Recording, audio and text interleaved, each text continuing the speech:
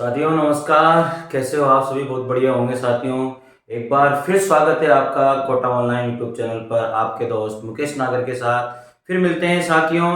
हमेशा के लिए हम लोग जैसे मिलते थे, तो एक बार फिर देखिए, रासो साहित्य के अंतर्गत हम लोग चल रहे हैं। और रासो साहित्य जो है, आप सबको पता होगा कि आदिकाल का पहली श्रेणी का भाग होता है। तो साथियों यहाँ पर ध्यान रखिएगा, रासो साहित्य में रासो साहित्य की प्रमुख रचनाएं।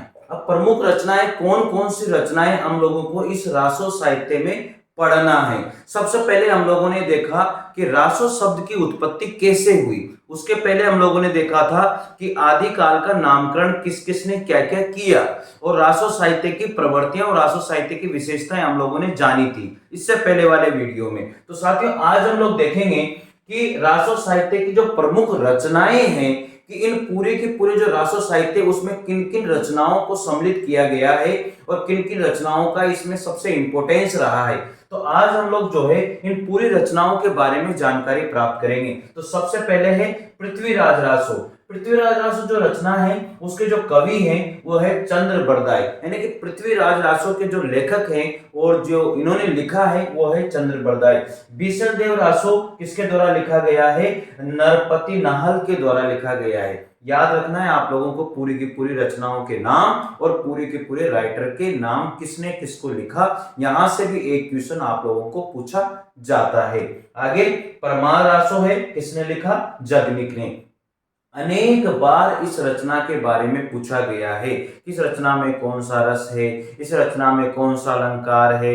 इस तरह से ये रचना अनेक बार पूछी गई है। तो याद रखिएगा, परमार रासो किसकी रचना है? जगनिक की। इसके बाद में हमीर रासो किसकी रचना है? सारंगधर की। खुमान रासो किसकी रचना है? दलपत विजय की। किसकी रचना है? दलपति विजय की। उसके बाद में विजयपाल रासो नल सिंह की रचना है। याद रखना, बुद्धि रासो किसकी है? जल्लड़ की रचना है। मुंज रासो भी है, लेकिन इसके जो राइटर का नाम है वो एक अज्ञात राइटर है। इसके बारे में कोई भी प्रमाण अभी तक नहीं मिले हैं। तो साथियों ये पूरी की पूरी जो है रासो साहित्य की रचनाएं हैं। इन रचनाओं के बारे में हम लोग जो है एक एक करके हम लोग आगे पढ़ते जाएंगे। तो रासो साहित्य की विशेषताएं के बारे में हम लोगों ने इससे पहले पढ़ लिया था। एक बार रिवाइज करता हूं। पृथ्वीराज रासो किसकी रचना है? चंद्र बरदाई की। बिसल देव रासो किसके? नरपति नाल की। परमार रासो किसकी है? जगनिक की। हमीर रासो किसके? सारंगधर की।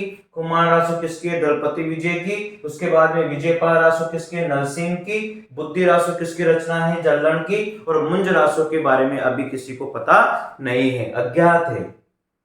अब हम सबसे पहले बात करते हैं, यहाँ पर एक एक रचना को हम लोग पढ़ेंगे, और वो रचना है पृथ्वीराज रासो। कौन सी रचना है? पृथ्वीराज रासो। इसके जो लेखक हैं, याद रखना, एक एक पॉइंट मैंने यहाँ पर लिखा गया है, एक एक पॉइंट मैं आपको यहाँ पर करवा रहा हूँ। साथियों आपको मैं बता दूं, अगर आपने चैनल को पहली बार ज्वाइन किया है तो आपने सही चैनल को ज्वाइन किया है।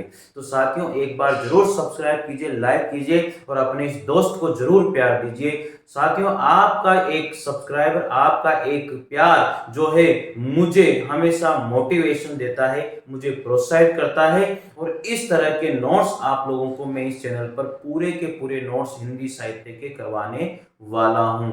और इसके बाद में हिंदी साहित्य से संबंधित चाहे काव्य शास्त्र है या जो भी ग्रामर है, पूरे का पूरा मैं यहाँ पर कंप्लीट इस छोटे से बोर्ड पर आप लोगों को ऐसा कंटेंट दे करके जाऊंगा कि शायद आप याद करोगे कि बड़े बड़े भी फेल हो जाएंगे, बड़े बड़े पैनल वाले फेल हो जाएंगे, आपको दिक्कत 1% भी नहीं आएगी। तो साथियों जो पृथ्वीराज रासो पहली रचना हम लोग पढ़ रहे हैं, उसके लेखक का नाम है चंद्र बरदाई। और चंद्र बरदाई को क्या कहा जाता है? छप्पे का सम्राट। छप्पे एक छंद है और इस छंद का जो सम्राट है वो कौन है? चंद्र बरदाई है। याद हो जाना चाहिए। इस पृथ्वीराज रासो का जो काव्य स्वरूप रहा, इस पृथ्वीराज रासो जो रचना है इसका काव्य स्वरूप कैसा रहा, इसको किस काव्य स्वरूप में लिखा गया है? वो है प्रबंधात्मक महाकाव्य स्वरूप में इसको लिखा गया। बहुत बढ़िया तरीके से प्रबंधित इसको किया गया है। साथियों आगे है, शुक्ल के अनुसार क्या कहा गया इस रचना के बारे में देखिएगा।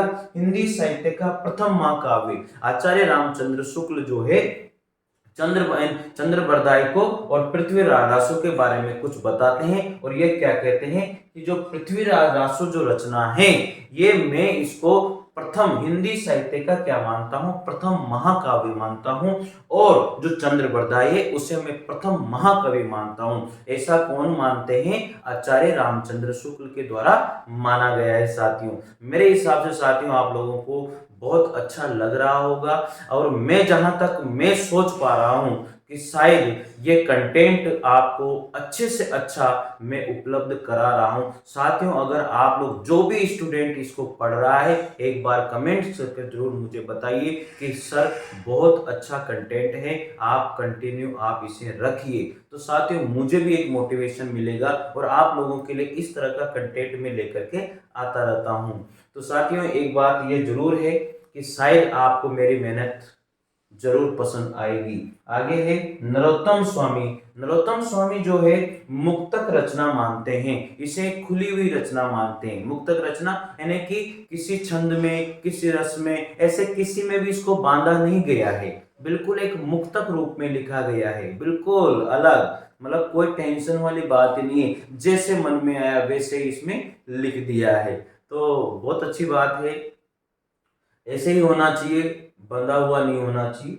इसमें जो प्रधान रस है, ये क्वेश्चन बहुत बार पूछा जाता है कि पृथ्वीराज रासो जो रचना है उसमें जो प्रधान रस है वो कौन सा है। तो प्रधान जो रस है साथियों, इसमें आप लोगों को याद होना चाहिए, इसमें वीर और श्रृंगार रस की इसमें क्या है, प्रधानता मानी गई है। देखो मुख्य बात तो ये भी है कि काव्य स्वरूप जो है इसका कैसा है, प्रबंधात्मक काव्य स्वरूप है। ये क्वेश्चन भी अनेक बार पूछा गया है। एक तो प्रधान रस के बारे में पूछा गया, एक क्वेश्चन पूछ लिया जाता है आचार्य रामचंद्र शुक्ल के द्वारा प्रथम महाकाव्य हिंदी साहित्य का किसको माना गया है, तो वो है पृथ्वीराज रासो। आचार्य रामचंद्र शुक्ल के द्वारा प्रथम महाकवि किसको माना गया है हिंदी साहित्य का, तो वो है चंद्रबरदाई। इसके बाद में पृथ्वीराज रासो में जो प्रधान रस है वो है वीर और श्रृंगार रस। जब वीर और श्रृंगार रस प्रधान है तो फिर प्रमुख अलंकार इसमें कौन से होंगे, अनुप्रास और यमक अलंकार की इसके अंतर्गत प्रधानता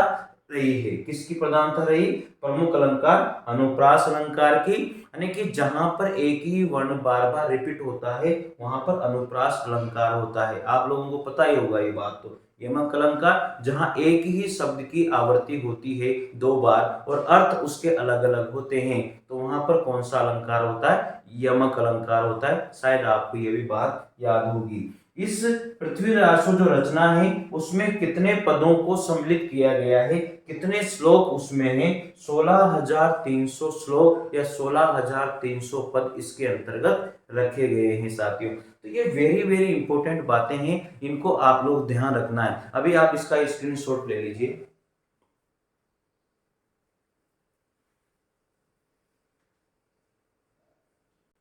देखिएगा इसके आगे है कुल 68 प्रकार के छंदों का प्रयोग इसमें हुआ है। इसको कितने छंदों में या कितने सर्गों में बांटा है, कुल 68 प्रकार के छंदों में इसको बांटा है। 68 प्रकार के छंदों का प्रयोग इसके अंतर्गत किया गया है चंद्रबरदाई के द्वारा। उसके बाद में हम कहते हैं कि इसमें सबसे ज्यादा कौन से छंद का प्रयोग हुआ, छप्पे छंद का सबसे ज्यादा इसमें प्रयोग हुआ है। जैसे छंद और भी दोहा, तोमर, श्रोटक, गाहा, आर्य, आर्या, इस प्रकार के छंद इसमें रखे गए हैं। इसके बाद में बात करते हैं काव्य विभाजन की। जो इसका काव्य विभाजन किया गया है वो 69 समयों में या 69 सर्गों में इसको बांटा गया है। ये क्वेश्चन अनेक बार पूछा जाता है कि जो पृथ्वीराज रासो है उसे कितने समयों में बांटा गया है, कितने सर्गों में बांटा गया है, तो 69 सर्गों में या इसको समयों में बांटा गया है। यह आपको 100% याद होना चाहिए। अब इसकी भाषा क्या रही, पृथ्वीराज रासो की भाषा क्या है, राजस्थानी व ब्रज भाषा इसमें मिश्रित रहा है। राजस्थानी और ब्रज भाषा का मिश्रण इसके अंतर्गत रहा। इसके बाद में इसमें कौन सी शैली का प्रयोग किया गया है, पिंगल शैली का प्रयोग इसमें किया गया है, यानी कि पृथ्वीराज पिंगल, पी पी इस तरह से आप लोग जो है याद रख लेना। इसमें नायक कौन है? इसमें नायक जो है वो है अजमेर के चौहान अर्णोराज के पौत्र हैं और सोमेश्वर के ये पुत्र हैं और वो है पृथ्वीराज चौहान। इसमें जो नायक हैं वो पृथ्वीराज चौहान इसके नायक हैं। तो मेरे हिसाब से इसमें तो कोई दिक्कत नहीं है। आगे बात करते हैं, नायक की श्रेणी कैसी है? धीर उदार, बहुत ही धैर्यवान और बहुत ही उदारवादी इसमें नायक रहे हैं। वो नायक हैं पृथ्वीराज जो है पृथ्वीराज चौहान। ये बहुत ही इंपॉर्टेंट और बहुत ही अच्छे कार्य करने वाले व्यक्ति रहे हैं। तो नायक की श्रेणी जो है धीर और उदात रहे हैं। तो धीर उदात गुण संधि हो जाएगी। वैसे भी नायिका जो है इसमें कौन रही? कन्नौज के राजा जयचंद की पुत्री संयोगिता। इसमें जो नायिका है वो है संयोगिता और जो नायक है वो है पृथ्वीराज चौहान। ठीक है, और इसके अब इंपॉर्टेंट बातें जो है हम लोग यहाँ पर करेंगे। सबसे मुख्य जो बात है, जहां से भी क्वेश्चन इसके अंतर्गत बनते हैं, अब विशेष तथ्य जो आप लोगों को याद रखने हैं, ये सारे के सारे क्वेश्चन आपके मतलब आने के पूरे पूरे चांसेस होते हैं। तो सबसे पहला जो विशेष तथ्य में बात आती है, सर्वप्रथम जानकारी इसकी किसने दी? कर्नल जेम्स टोड के द्वारा सर्वप्रथम इसकी जानकारी दी गई थी। और इसके एक भाग को क्या कहा गया था? संगोपता नेम। संगोपता नेम ये नाम उनके द्वारा दिया गया था इसके एक भाग का, और वो थे कर्नल जेम्स टोड। सबसे पहले जो है पृथ्वीराज रासो के बारे में सबसे पहले जानकारी किसके द्वारा दी गई थी? कर्नल जेम्स टोड के द्वारा दी गई थी। इसका जो है कयमास वध जो है प्रसंग इसी ग्रंथ में मिलता है। जो कयमास वध जो प्रसंग है वो किस ग्रंथ में मिलता है? हमें पृथ्वीराज रासो ग्रंथ में ही ये कयमास वध जो है मिलता है। साथियों एक बार आप जो है इसका भी स्क्रीनशॉट ले लीजिए।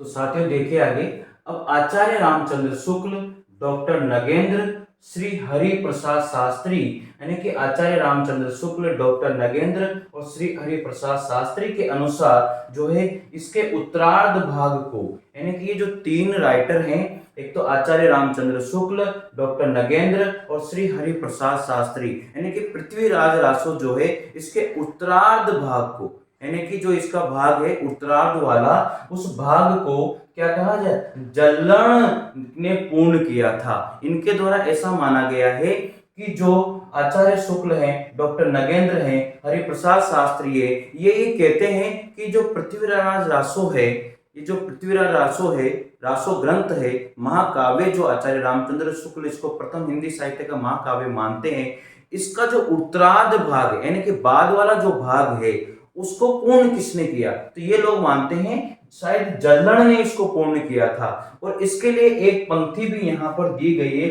और वो पंक्ति है साथियों, पुस्तक जल्लण हत दे चली गज नृप काज। ये यहाँ पर एक लाइन जो है वेरी वेरी इंपॉर्टेंट लाइन यहाँ पर दी गई है। तो पुस्तक जल्लण हत दे चली गजन नृप काज, इससे ये पता लगता है साथियों कि शायद जो है पृथ्वीराज रासो है उसको पूर्ण जो करने वाले थे वो इनके पुत्र जो है, किसके पुत्र? चंद्रबरदाई के पुत्र माने जाते हैं। तो जल्लण जो है शायद इन्होंने इसको पूरा किया था, ऐसा इस लाइन से प्रतीत होता है। अब आचार्य हजारी प्रसाद द्विवेदी क्या कहते हैं? आचार्य हजारी प्रसाद द्विवेदी कहते हैं कि ये जो रचना है इसको ये कहते हैं सुख सुखी संवाद। जो आचार्य हजारी प्रसाद द्विवेदी है, पृथ्वीराज रासो जो रचना है इसको इन्होंने क्या नाम दिया है? सुख सुखी संवाद नाम दिया है। अर्थात तोता और तोती यानी कि दोनों जो है आपस में सुख सुखी संवाद यानी कि आपस में बातें करते हैं, आपस में किस तरह से वार्तालाप करते हैं, ऐसा ये यहाँ पर मानते हैं। तो साथियों ये सबसे इंपॉर्टेंट बातें थी जो विशेष तथ्य में रखी गई है। अब हम लोग जो है आगे इसके प्रमाणिकता के बारे में अगले वीडियो में देखेंगे। साथियों आप लोगों को शायद बहुत अच्छा लगा होगा, और अच्छा लगा है तो जरूर एक बार कमेंट करके जरूर मुझे बताइए कि सर बहुत अच्छा कंटेंट है, आप इस तरह से कंटिन्यू करते रहिए, इससे मुझे बहुत मोटिवेशनल मिलता है। जरूर एक बात जरूर कहूंगा, चैनल को सब्सक्राइब नहीं किया है तो जरूर सब्सक्राइब कीजिए, लाइक कीजिए, शेयर कीजिए। साथियों मिलते हैं अगले वीडियो के साथ, तब तक के लिए जय हिंद, जय भारत, थैंक यू।